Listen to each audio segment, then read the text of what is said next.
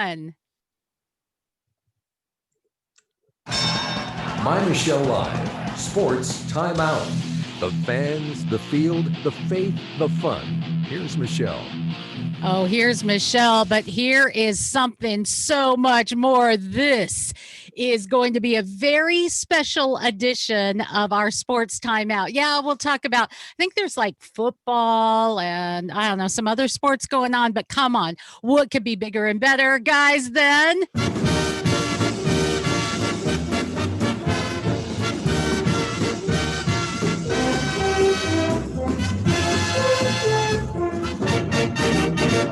That's right. We are going to take on the Seattle Sounders, who are going to be taking on Columbus. It's going to be a big one. That's what is first on our agenda. Much more we'll be talking about today as we take on, wait for it, sports! Sports!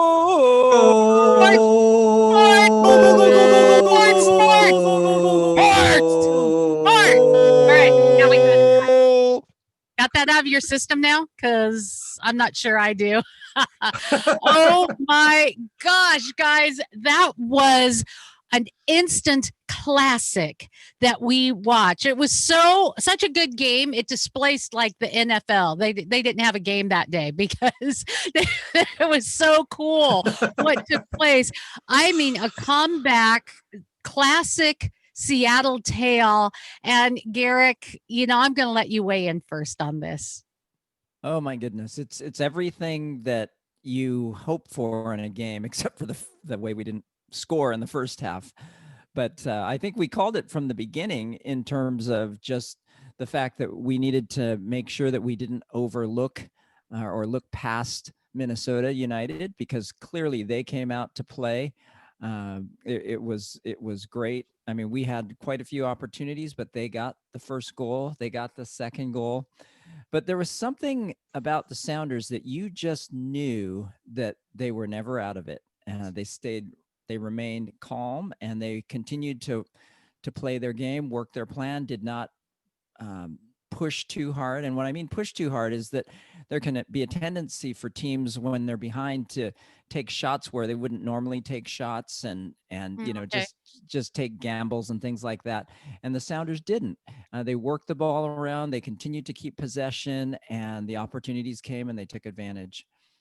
Even when they were behind, they outplayed the other team, but there were a couple of things. Like there was a goal by Raul Ruidiaz that got called back. That was pretty controversial in my mind. I know we were texting during the game, and Brent, later in the game, there was maybe a goal kick that should have happened, maybe a foul that should have been called in favor of Christian Roldan, I believe it was. And you said, nah, just let it play. But the reason I bring that up is because, if you're not going to call something like that, why call back that goal, fellas? I think the Raul Ruidiaz goal that got called back, Michelle, I've seen that go either way. Depending on the status of the game. Once again, that's the up and down nature of Major League Soccer and professional soccer. Depends on which down. I would call that inconsistency. Depends on which side of the bed the head referee got out of that morning. I think. But let's get that down to the serious business. Sounders won for two reasons: talent and experience, and they outdid Minnesota in both those categories. Proved that they were the best team in Major League Soccer so far this season. Now they're going to get a chance to put it on the line for everything that it counts. And I would add coaching to that as well. Yeah, totally. Go ahead, Brent. Well, coaches' decisions, they always get, maybe either unduly criticized or unduly praised. But this is one of those times where, you don't really see a coaching decision that pays off so big and so immediately as what Brian Schmetzer did, especially right off the bat with Will Bruin's goal. It was on the field, 30 seconds, and he scores to get them back in the game. and then the game winner too. So you have 2 of the 3. Can we just say that was his first touch? His first touch. I went back and watched the game. Actually, I'm true confessions here, guys. That game has been on in my house at least 8 times. It was broadcast live. Only 8? Yeah. Well, I've been busy. But get this, I had to go back and watch and confirm it. That was Will Bruin's first touch of the game. His first touch of the game was a goal. Whoop, whoop. And if I recall, somebody in this room here questioned whether or not Will was being put in at the right time. Oh, ouch. Yeah, Garrik, you were like, I don't know if I would have made that call. Now, this is funny because we're watching the game and you were watching it streaming. So you were about 20 seconds behind. So even as you were texting that, Brent and I are going, whoa! Well, what, Garrik? What do you mean?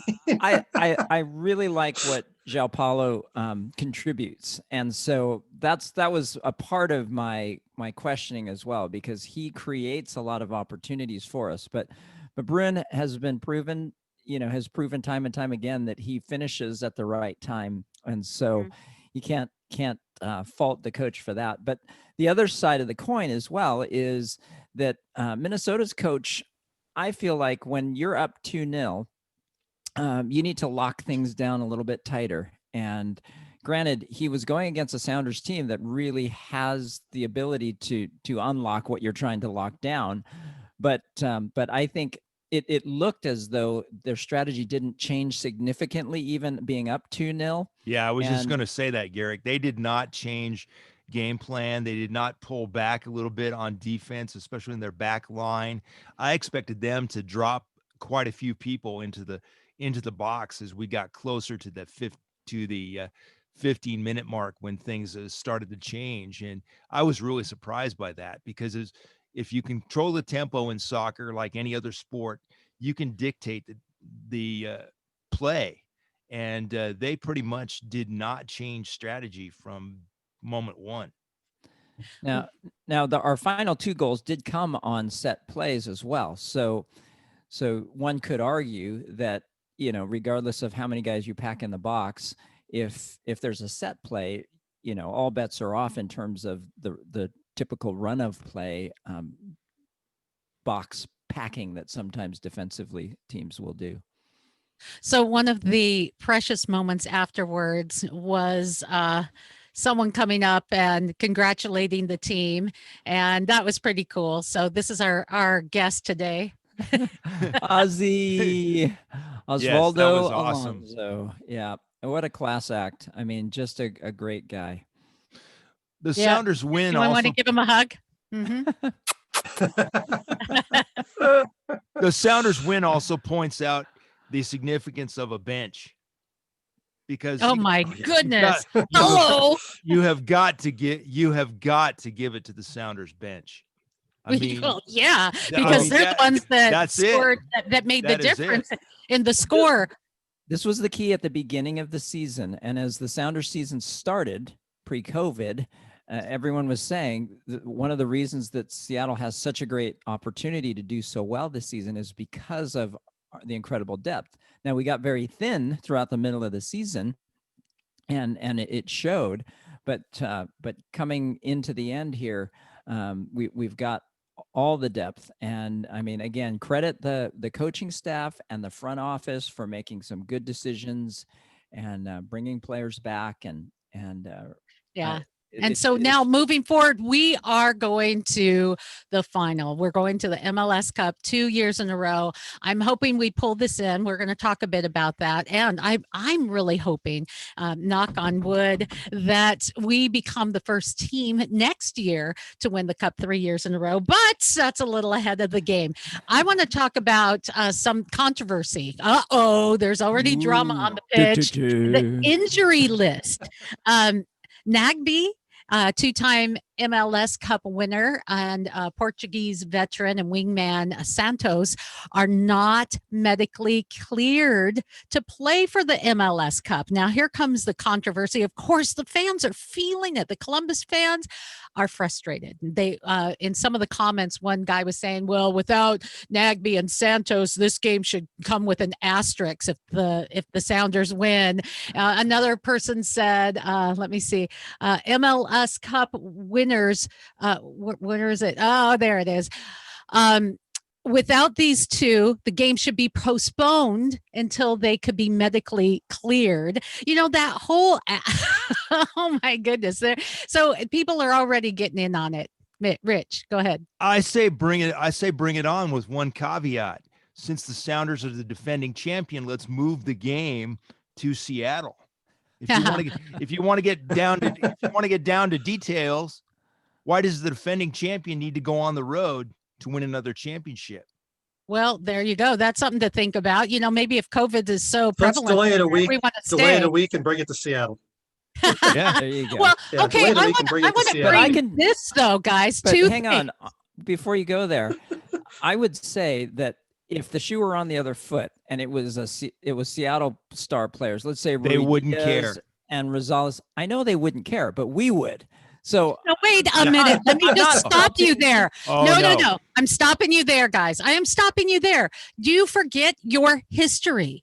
I mean, think about this. We, in 2016, roll back time, we had Dempsey, Morris, and Alonso either out at the final or playing injured. And That is what was correct. that? Last year? What about last year? We were playing without Chad Marshall. Come on. So I get you're paying Columbus, but So Columbus where do we draw the line with this stuff? Well, we don't. first, We play the final, and you know, where do we- as Rich said, there's an importance of your bench. first Boo. of all, we haven't heard any of that kind of talk from Caleb Porter, and then there's a lot of Columbus fans who say that Caleb Porter is a better manager than Brian Schmetzer. So I mean, come on, guys, you play the hand That's that you're dealt. turn to prove it, huh? You play the hand you're dealt at the time we're supposed to play the game. I mean, if Columbus is that much better than the Sounders, if that's what Columbus fans believe, they should be able to win at home. Don't give yourself an excuse for a poor performance before it happens. Oh, yeah, there you go. And by the way, better coach or not, I don't necessarily agree with that. And there was an interesting article at MLS you can read right now from Steve Zacconi. He's Zacconi. I'm sorry. Why did I say that? I don't know. Steve Zacconi. He had worked with both Schmetzer and Caleb Porter. He kind of likened them to said that they both had the same kind of drive. It's just that Caleb is a little bit more aggressive and wears his heart on the sleeve, but he said they're very much similar. Well, Caleb looks like he's going to have a heart attack every 5 minutes on the sideline. Steve was recruited from England to play at the University of Akron. The head coach at University of Akron was Caleb Porter. Caleb Porter then got recruited because he had such incredible success there at University of Akron, including several national championships. Steve was a big part of those, but he also then came to, if we would all remember, he came to Portland and did not do real well in Portland. And as a professional coach, after Steve's injury, as he was trying to recover, Caleb actually recruited Steve to come and play, Steve Zacconi to play at Portland. That's Zacconi. Thank you. Unfortunately, Steve's injury never fully came back from his injury, but Steve is someone who knows both Caleb and Brian quite well. Okay. I wanted to bring another, because everyone's talking about it. This is a big deal. It's an MLS Cup and it's going to be interesting. And there are some Portland fans who are begrudgingly watching yet again the Seattle. Oh, do you feel sorry for the Twigs? I don't. No, no. But Timber Joey can stay in his cabin for another year. yeah, he's save the gas. I like it. But there was a really interesting, I thought, funny and well written piece in an article that was Portland Timbers fan page. The Portland Timbers are actually the team we love to hate. I'm going to ask you guys in a minute, is it okay to have sports hate? But I'll be the first to say, no, I'll be more like the 8th or 9th to say that Portland is a good team and a great rival. I mean, the biggest rivalry in MLS soccer is the Sounder and the Twigs. But this story was great because it likens the Sounders to the evil empire. I think that is hilarious.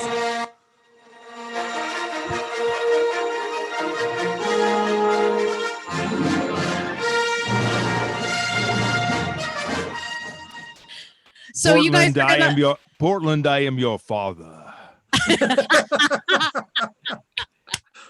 So this is great. It's why the 2020 MLS Cup Final Series is Star Wars. And they say, help me, Caleb Porter. You're my only hope.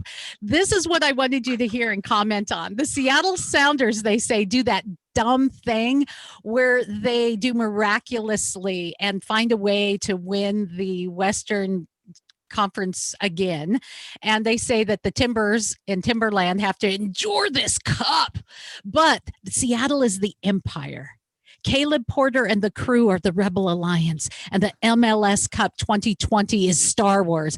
This is what they say. Brian Schmetzer is Palpatine, and the Seattle Sounders are the dark side. Jordan Morris plays Anakin Skywalker, young, talented, destined for greatness, but chooses to forsake hope and join the bad guys.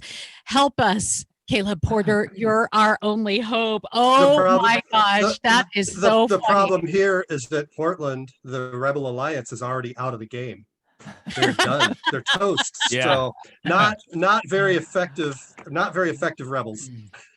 No. I think Brian Schmetzer is more of a Yoda character because he is very wise and he's quite soft spoken and Or a goal, we will. Yes. I would say that it just comes down to this. Portland's not a major league sports city like Seattle is. So I just dismiss all that Portland talk. Ouch. Okay, so there's the question that we might face off with is sports hate okay? We'll just call it SPATE. Spate. Oh yeah. Oh yes. Come on, godly gentlemen, let's hear it. I freely admit it as a Husky fan. The only good cougar is a cougar that's beaten by a Husky. Oh, wow. Whoa. Oh, come on. Pastor Pang, put on your pastor hat for just a moment. We come before you and with a confession that we want to know, is sports hate, spate, an okay thing? We need some intro music for the pastor's corner. But, well, is there a Let's Get Panged theme song? Yeah, there we go. So my perspective is that it depends, okay? Because I can hate Portland. I can hate the Timbers. I can even hate the Timbers fans. However, when it comes to on a personal level, I'm never going to hate someone, okay? Never going to hate. Definitely. And so I think one in the room with them, exactly. Never going to, and people do take it to this level. If you've ever been to a game in Portland, man, you can get in dangerous, and I'm not kidding, situations. And I'm sure Portland fans feel the same way coming up here. There's some ugliness. Really needs to be in a place coming from a good place where we are bitter rivals, but like in the United States, I'd like to see we come together for the game and we have mutual human respect. Well, and I lived in England for 4 years and played over there as well, and they used to literally shuttle the opposing team's fans in on a bus. They would escort them to their section that was segregated by multiple sections so that there was like an insulated layer around them so that the other fans could not have access to their fans. And so, I mean, literally that's how it was done over there. And part of it is because there's the depth of community that supports the team. I mean, it's unheard of completely in a country like England that a team would be sold to another city, because that I'm not fond of that either. I think that's ridiculous. Start a new team. I agree.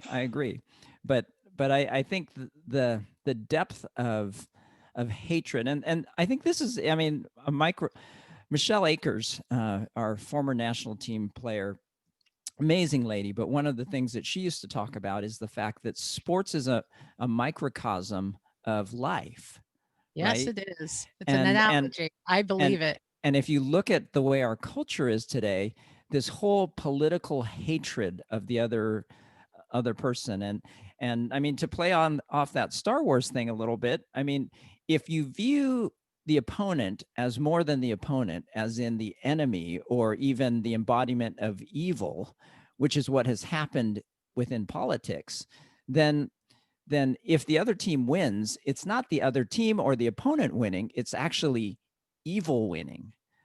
And so then people become justified in their hatred. And so anyway, I'll get off my little soapbox. Well, you hit it right on the head, Garrik, that we have emphasized the most negative parts of our personality and our sports personality. And we just have lost perspective. Yes. And I think that's what that really comes down to, is the word perspective, because you can be the ultimate competitor. Steve Largent was the ultimate competitor, but one of the greatest individuals on and off the field. So was Jim Zorn as the first starting quarterback for the Seahawks. I can name all kinds of people. Tim Tebow was the ultimate competitor as the starting quarterback for the University of Florida. And if you remember his most famous post-game speech, you will never see another player work as harder as I will in the remaining weeks of the season. That was after a big, huge loss in the SEC. And he basically willed that team to greater heights in those coming weeks. So we've seen it. It's all about perspective. All about perspective. And here's something else about perspective, bringing it back as we have talked about our Seattle Sounders and the big MLS Cup. We talked about people going unhinged because of the injuries from Columbus, and namely Nagbe and Santos. But this, I just got in. I don't know if you heard this. Of course, 17-year-old Danny Leva, the kid, he's out on the injury report with a quad strain, I believe. But did you hear about Arriaga, who I think's been a pretty key and great player in recent matches? He's staying here in Seattle, awaiting the birth of his child. That's a big decision. He's missing that big game. And a couple of you guys are dads. So would you stay home for the birth of your child, or would your wives want you to stay home for the birth of the child, or would they? Because I know I'd be just like, are you kidding? Go to the game. But that's me. I'd want to be giving birth on the sidelines.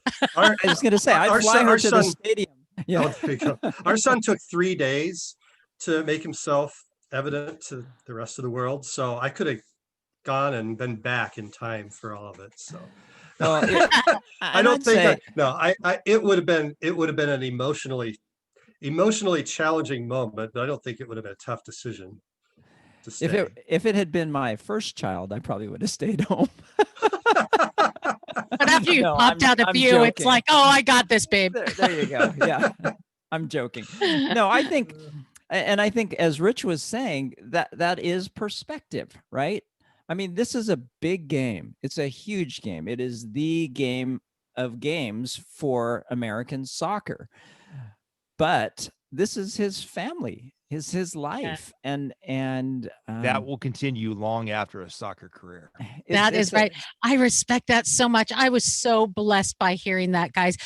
As I said, if it were me, I'd be like, can you just wheel me down? I'll give birth on the sideline. It'll be great. Whatever. I'll be reporting. I'm here from the sideline. Go Sounders. I totally be. But man, the message that he's putting out, that his family comes first, in my opinion, he's already won the cup. That is just awesome. And it doesn't mean that he didn't make a contribution to the championship when the Sounders win it.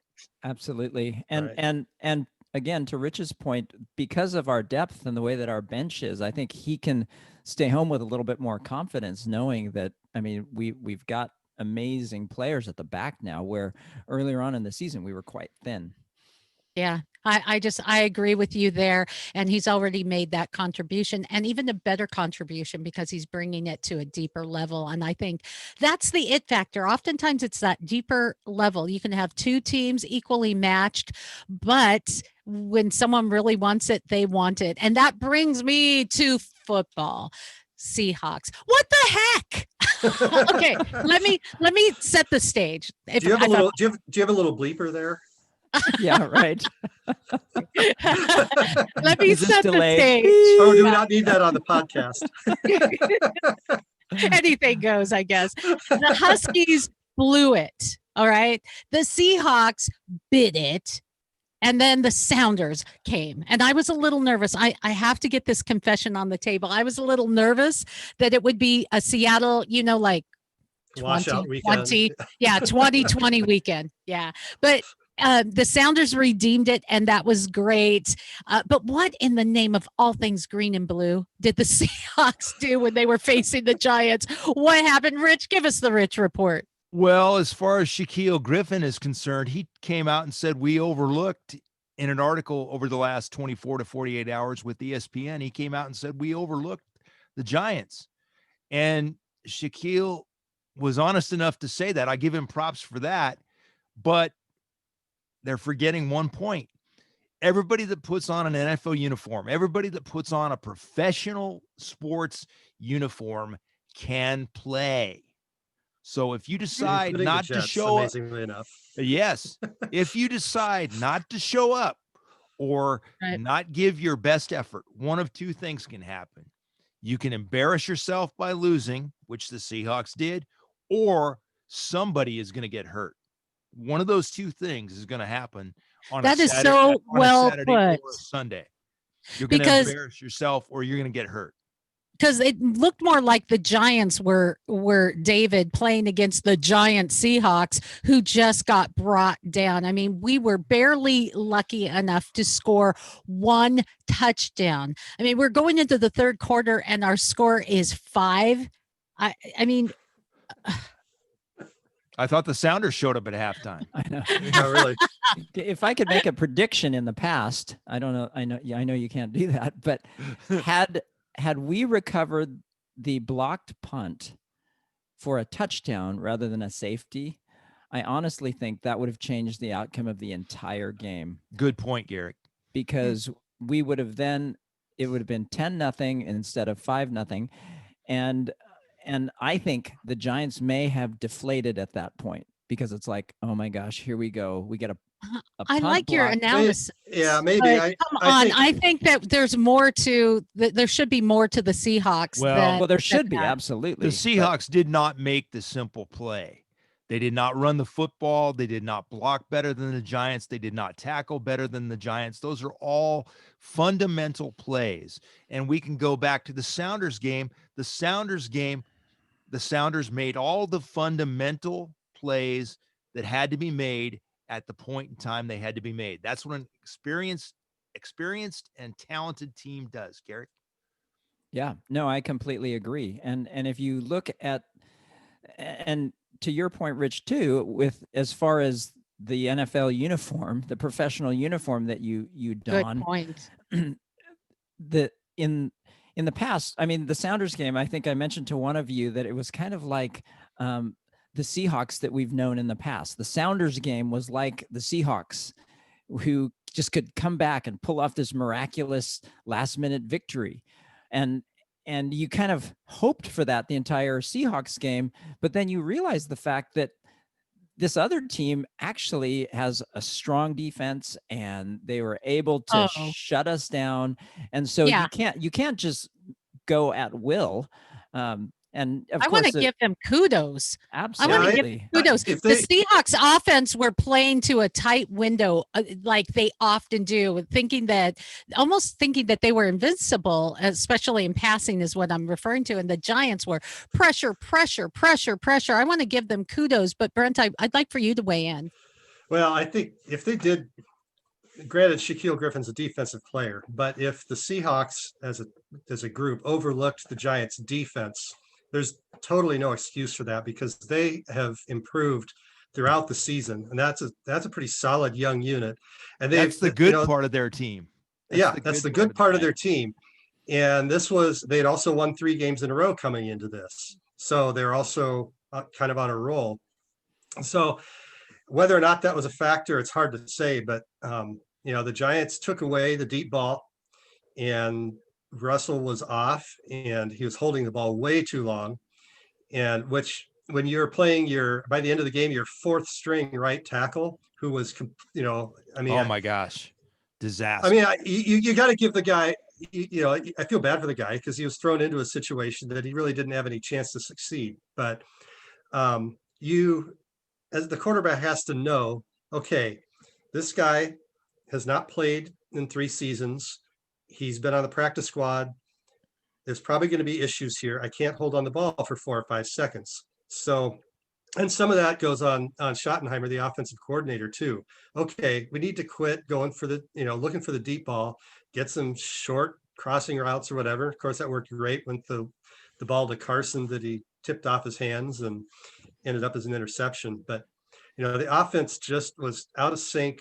They didn't seem to take what was there.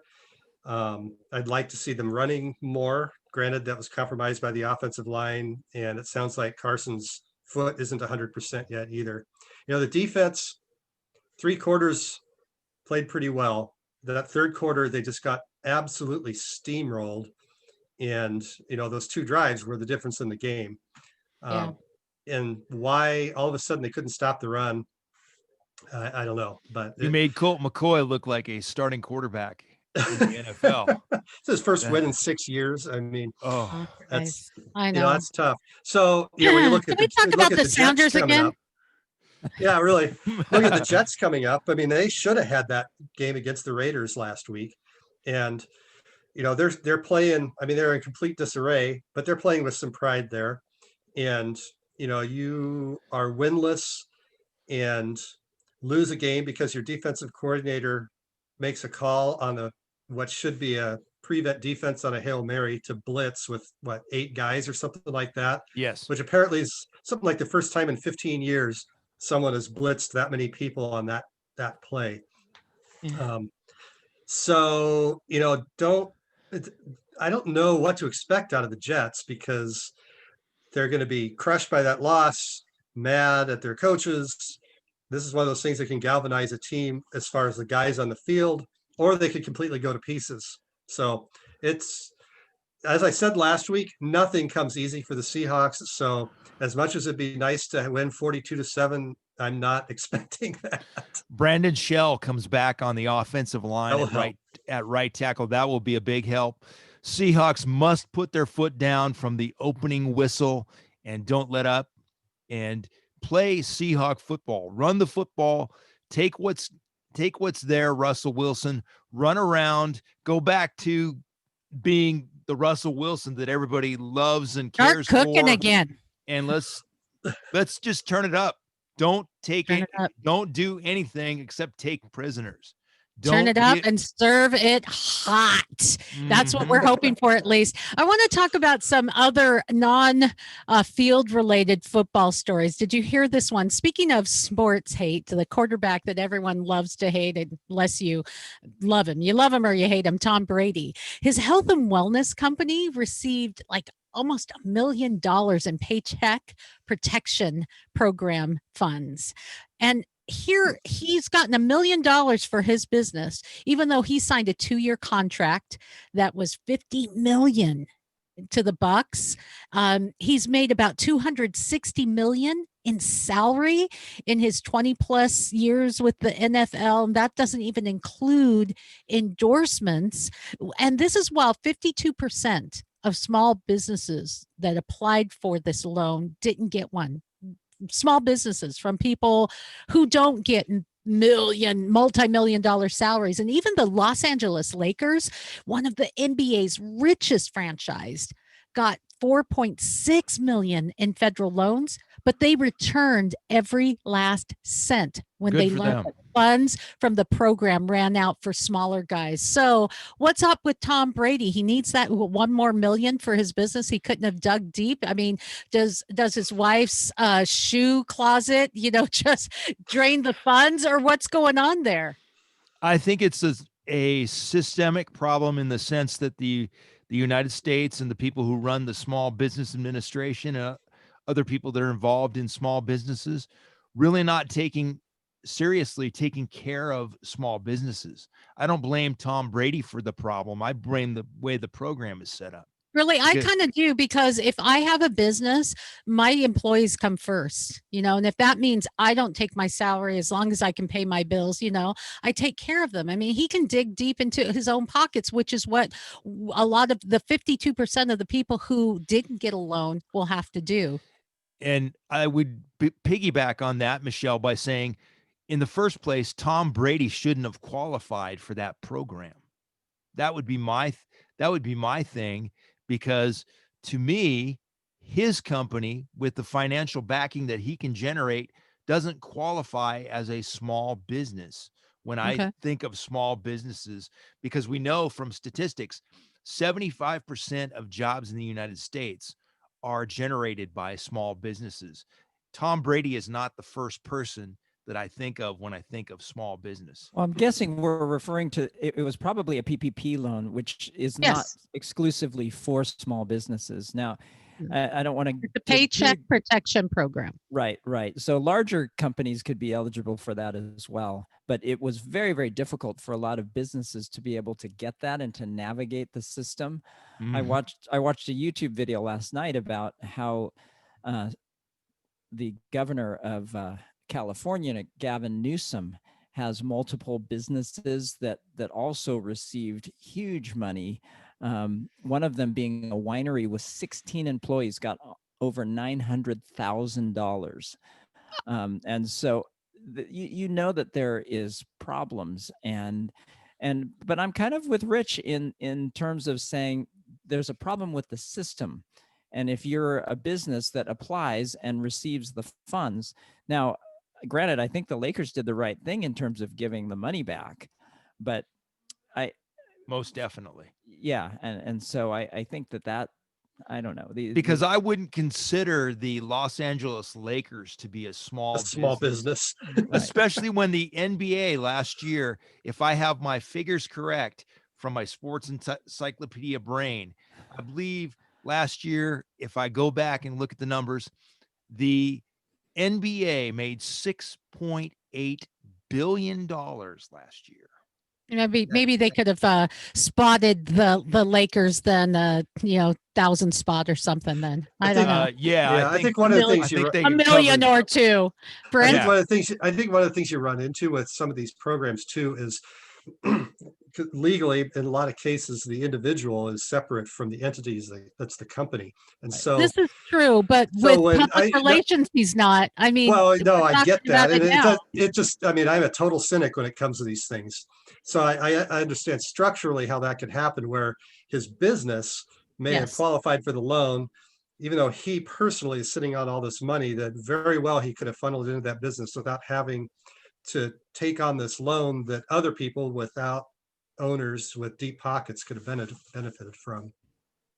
Yeah, and I think that's to the bigger point is, once again, when we talk about the microcosm of sports and being an analogy for life, how do you go for the greater win? Not just the win on the field, because the Bucks aren't really bringing that either, let me just say. But how do you go for the bigger win in life? And that's something bigger to take on. So there you go. And in football, I wanted to talk about some other sad news from Seattle. Washington Huskies were stomped by Stanford.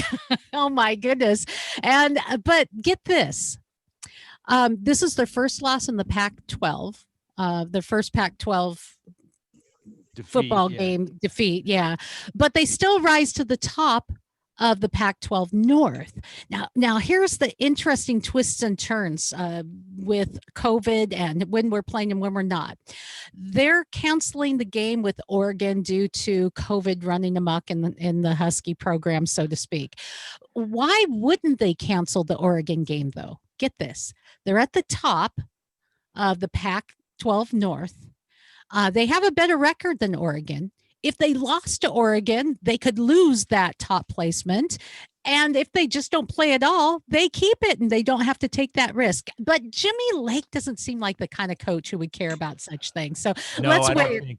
No, I don't think he played the game that way. I think this just shows, it gets back to the point, they're classifying all these games as no contest. I said a few weeks ago that the way to change all this is you should have just made it forfeits. All of college football, when games aren't played, should be a forfeit, and who is ever responsible for not making their players available, take the forfeit. And if you do that, though, you'd have to have the decision, I think, made by an independent body, because otherwise the pressure would go the other way, where you might be tempted to hide positives in your program or whatever. I mean, I'm actually calling for the conferences, Larry Scott and the NCAA, to actually do their job. Now, I know that's an amazing concept. Good luck with that. But that's what they get paid to do. Yeah, I think it is a very interesting little issue they have here, because you're right. If the season had ended after this last weekend, the Huskies have a half game lead over Oregon for the division, which then would put them in the Pac-12 title game against, USC or Colorado. Yes. Right. So, but here's the thing right now too, is that with what's going on in the Husky program, they probably wouldn't even be able to play that game next week. There's a real doubt about whether or not they would even be able to do that. So it does make it tough to figure out for the Pac-12 as far as the decision. I'm kind of thinking they should just say, Oregon, do it, and Huskies find a way sometime in the next month to play the Apple Cup. I think this year that actually would probably be more meaningful. You contrast it to what happened in the Big Ten that we talked about last week with Ohio State and Michigan. And I will stand on a little proud moment here where I predicted Michigan wouldn't play that game. I do think it was legitimate, honestly. But as it stood, by the way the rules have been set up by the Big Ten heading into the season, Ohio State, even though they were undefeated, would not have qualified to play for the Big Ten title game, or likely for the college football playoff, even though they're ranked in the top 4. Fortunately, I think, and with apologies to my Buckeye wing of my family, I lived in Michigan for 20 years, so I do not really want to see Ohio State in the top 4. But I think they made the right decision in allowing Ohio State to move forward, because even if somehow Michigan had beaten Ohio State would have still won their division and still qualified for the Big Ten title game. So that was kind of like an easy fix to make. We don't have that in the Pac-12. Now it gets complicated, and we've got people running the conference that we don't have any confidence in. So it'll be fun. Thank you once again, Larry Scott. Thank you, Larry.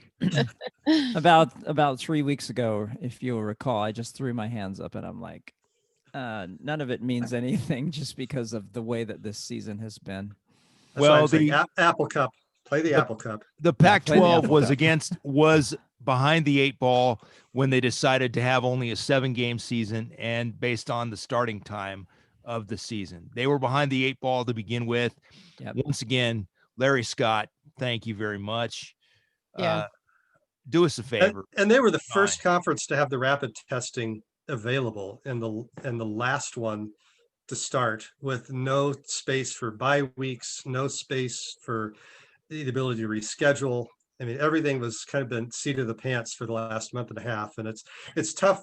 Yeah, it's really unfair to the kids, really. I mean, it's just tough to go in. It is, but at least we're playing. I know we had mentioned it in our notes, the Big Ten eliminating the minimum game requirements. You said you had mentioned, Rich, you sent Duke coach questioning playing basketball during coronavirus and all. I'm just glad that we're playing.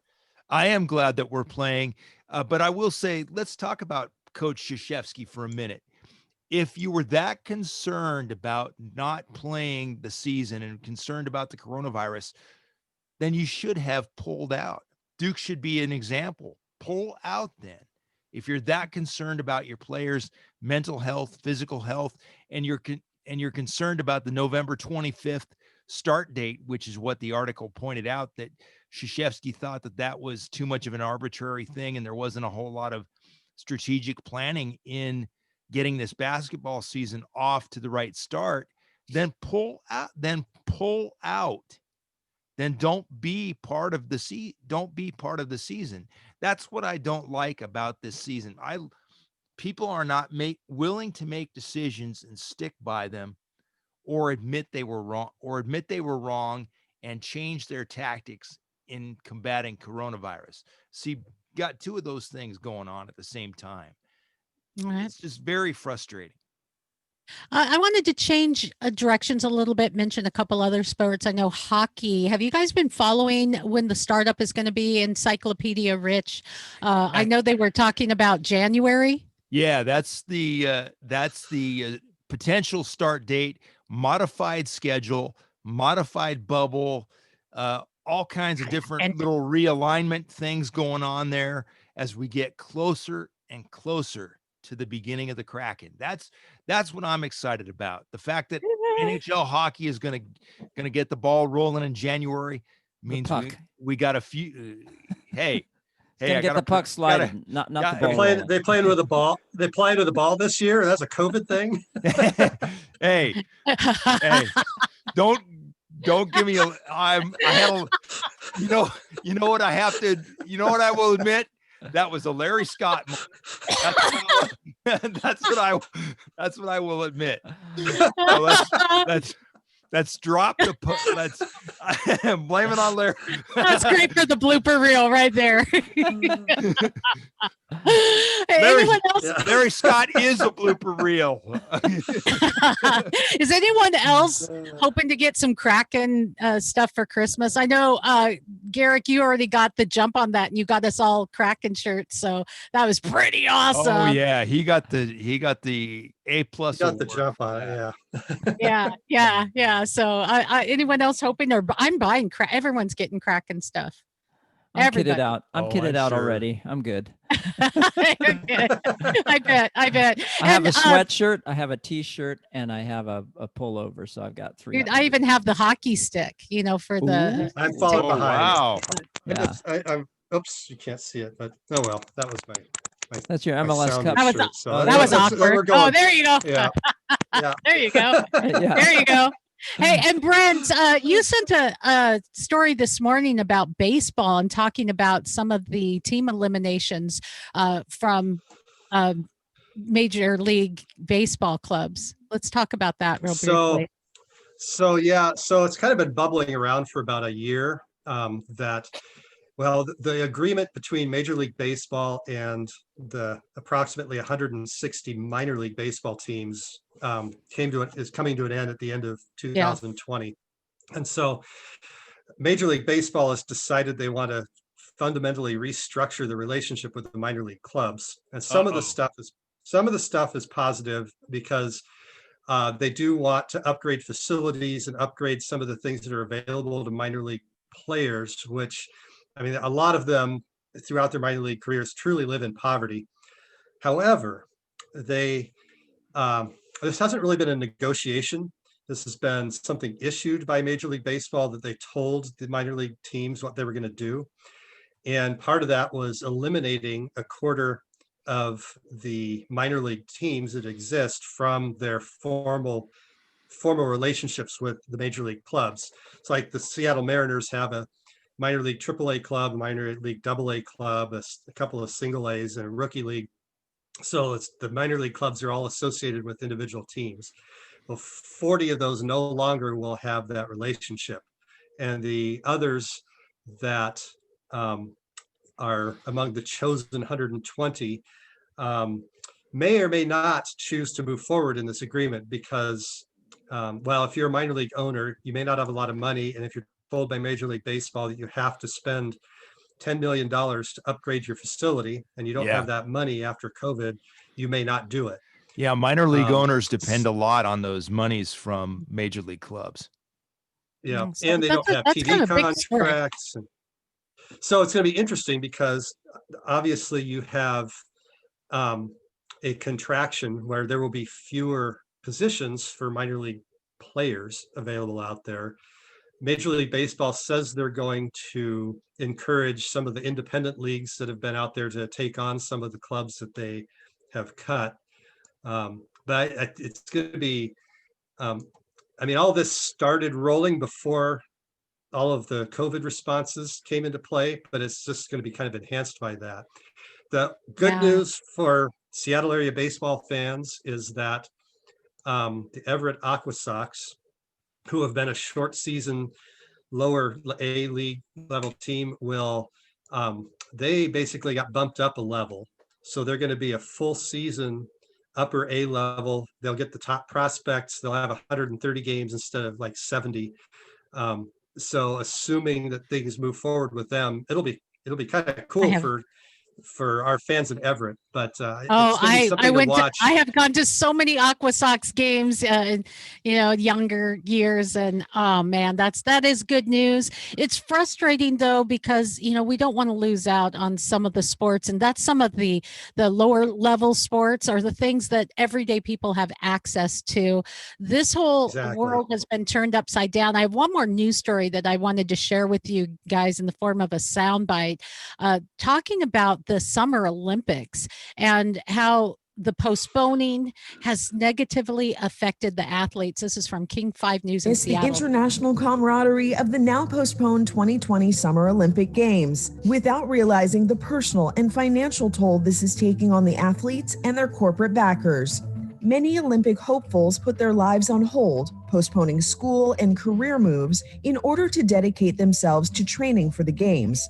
With the Summer Olympics pushed back a year, many face the challenge of deciding whether they want or are able to continue their rigorous schedules. While sheltering in place to limit the spread of COVID-19, some athletes are unable to train in their particular sport. Paralympic swimmer Jessica Long told Bustle, quote, "If you miss a day swimming, it takes a day and a half to get back into it." And now she faces the uncertainty of when she will be able to swim again. Corporate sponsorships cover the living and training costs of many Olympic hopefuls, but some athletes financially depend on competition prize money. Four-time Olympian, now certified financial planner Lauren Williams told CNBC, "Seasons have been canceled for most sports. That's prize money that can't be earned, funds no one can count on. If you're not sponsored, you desperately need that money."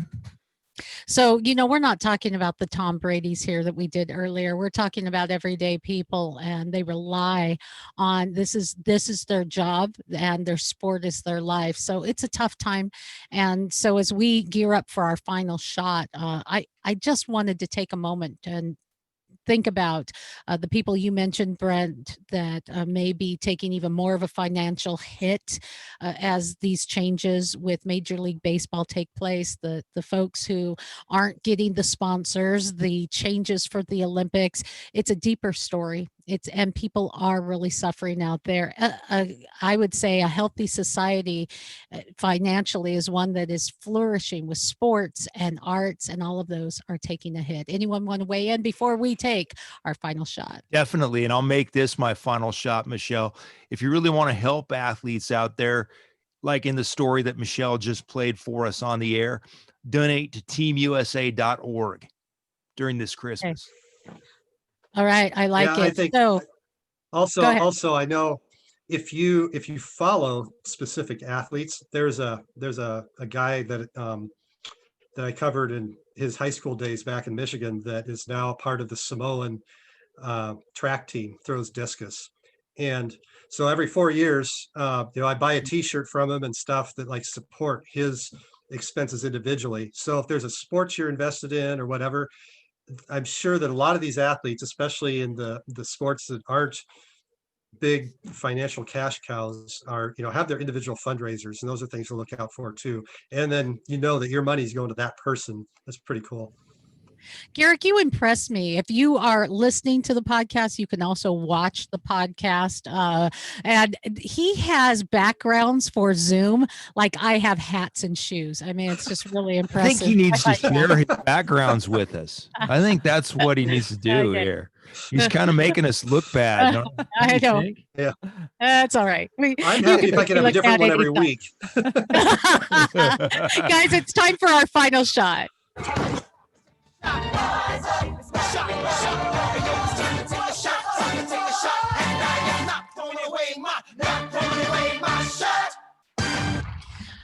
All right, our final shot. Rich, you said that was your final shot. You got one more for me? I got one more for you. Let's take our hats off to the UW women's basketball team. 3-1 so far this season. Has been a long time since they've had a winning record over the past few years. They've been growing as a program. Coach Jody Wynn has been doing a good job, but a lot of cases, not a lot of players to come off the bench and make a competitive effort. But so far, they're 3-1 on the season. They take on the Washington State Cougars this afternoon in the cross-state rivalry. So there is an Apple Cup just on the basketball court. Oh, there you go. There you go. Court, yeah. Brent Baker, by the way, author of a book that will be coming out in February, still breaking yesterday, sci-fi at its coolest. What say you? Final shot. This is not really a tough one, but I'm going to give it to Brian Schmetzer. Like I said, you took mine. I took, yeah, well, and we've already talked about him, but That's okay. you got to go first last week. So no, I just, we talk about coaching moves and, we talked about what the Jets did and how, that got their defensive coordinator fired. But man, Brian Schmetzer the other night, I mean, his moves, all of them paid off and paid off huge. So it's pretty rare that you can look back and look at all your moves, say they all worked just the way the best case scenario would have, under the best case scenario. And even he's up there saying, I really don't know how we did that. Well, guess what, Brian? You had a lot to do with that. Yeah, you did. Garrik Pang. And I'll go ahead and just add to that because I see him kind of like a ship's captain. All right. And 2020 for everybody has been like this big storm. And Schmetz has just been kind of this steady hand behind the wheel. And I just have these images of like this storm raging all around, and he's just been steady at the helm, and he has stayed cool. He's not overreacted. And Brian he's a pretty intense and emotional coach as well. I've actually been in the locker room with the team at halftime when it's not been going well. And he certainly lets them have it when they need to, but he has just been a steady force and clearly coach of the year. And hopefully we'll get the cup as well. Yeah. Guys, how do you think it's going to play out? Sometimes it's scary because you can see the Sounders just come together, and then the next week you're going, what team is this? You think we're going to bring it? Oh, yeah. 2-1 Sounders. I mean, we know it. We want it. 2-1 Sounders going away. We want it. I'm so excited. We'll be probably messaging each other during the cup tomorrow. Got the ribs thawing already, so. Yeah, there you go. So what more can I say in my final shot? I echo with you guys. Our Seattle Sounders have continued to bring it through the years. I mean, thank you guys for this really fun ride. 2020 has been challenging for all of us, and man, I will never forget this squeak. Oh, I forgot. Final shot to me is to the officers that came to my place on Monday. I was screaming so loud that my neighbors thought someone was injured. So yeah, so I wanted to yeah. And the officers actually came to check on you. Yeah, they were just I talked to my neighbors and they said, "I'm sorry, we didn't know what was going on." I was like, "What were you guys doing? Were you not watching the Sounders? What's wrong with you people? What kind of people do I live next to?" Yeah, so there you go, guys. Go Sounders. Seattle. Sounders. That's right. Happy Rave Green Friday, guys. Thanks for Amen. hanging out with us. All right. Thanks for being with us as we take on sports today. And we're going to end the way we started with a little celebration of the Sounders.